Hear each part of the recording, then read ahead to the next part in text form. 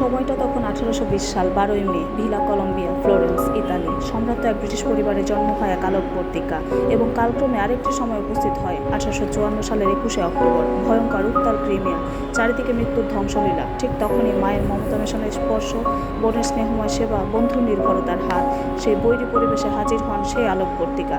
যুদ্ধক্ষেত্রে সৈনিকদের যখন বিভিন্ন ভয়াবহ ব্যাধিতে কাহিল অবস্থা, দিন গড়িয়ে রাত বাড়লে সেই রাত যেন আরও অসহ্য, আরও শীতল হয়ে ওঠে। সৈন্য শিবিরে যখন মৃত্যুপুরে নিস্তব্ধতা বিরাজ করে, শ্বাস নিতেও ভয় হয়। মৃত্যুর দূত এসে যেন পাশেই বসে পাহারা দেয়।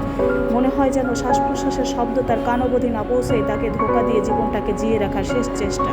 ঠিক তখনই সারা রাত নির্ভুল মৃত্যুর সাথে লড়াই করে গেছেন সেই আলোকবর্তিকা, যার আলোর ঝলকানিতে মৃত্যুরাও এক পা দুই পা করে পিছনের দিকে সরে গিয়ে দাঁড়িয়েছে।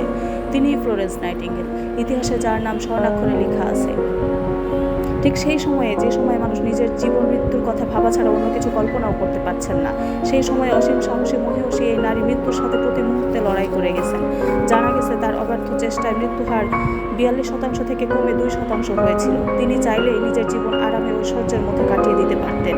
তার না ছিল রূপের অভাব আর না ছিল সম্পদের, কিন্তু কতটা সাহসী হলে, কতটা মহৎ হলে ওই রকম পরিবেশ ছেড়ে এমন পরিবেশে মানুষ নিজেকে মানিয়ে নিতে পারেন, নিজেকে নিয়ে যেতে পারেন এমন এক সম্মান ও উচ্চতার জায়গায়, যেখানে সদা হাস্যময়ী এ যুবতী এক রমণীকে দেখেও পুরুষের চোখে শুধুই সম্মান ও কৃতজ্ঞতা দেখা যায়। তার স্পর্শে মায়ের কথা মনে হয়, যাকে দেখলে শ্রদ্ধায় মাথা অবনত হয়ে পড়ে। তিনি সেই লেডি উইথ দ্য ল্যাম্প।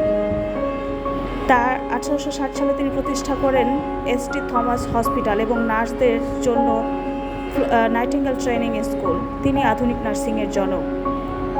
তাকে সম্মান প্রদানের লক্ষ্যে তার জন্মদিন 12ই মেকে আন্তর্জাতিক নার্সেস দিবস হিসেবে উদযাপন করা হয় সারা বিশ্বব্যাপী।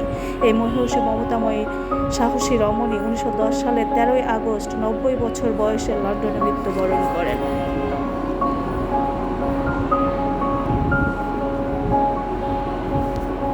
তিনি ফ্লোরেন্স নাইটিঙ্গেল, তিনি lady with the lamp, the founder of modern nursing.